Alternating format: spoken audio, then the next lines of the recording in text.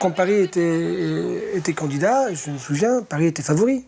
C'est-à-dire que tout le monde, ou en tout cas la majorité des gens, pensaient que Paris allait gagner.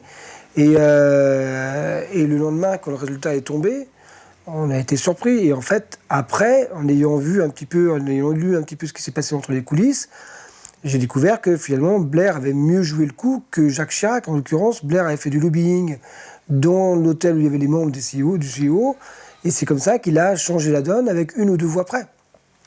Et c'est comme ça qu'est m'est venue l'idée de faire situer l'action dans un hôtel international où se réunissaient les membres du CEO à la veille de la proclamation des Jeux. C'est-à-dire que la campagne a lieu sur plusieurs années et finalement tout a basculé sur un coup de dé. Et ce qui, moi, m'intéressait dans cette histoire-là, dans cette anecdote, c'était finalement l'humain qui prenait le pas sur le jeu politique. C'est très drôle parce qu'on n'est pas loin de la FIFA, de Blatter et Platini.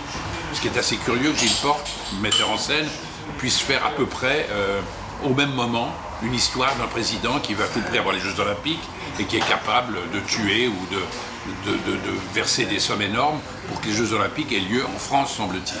Donc c'est assez extraordinaire ce parallèle entre ce qui s'est passé à la FIFA à Zurich avec Platini et Blatter et ce film.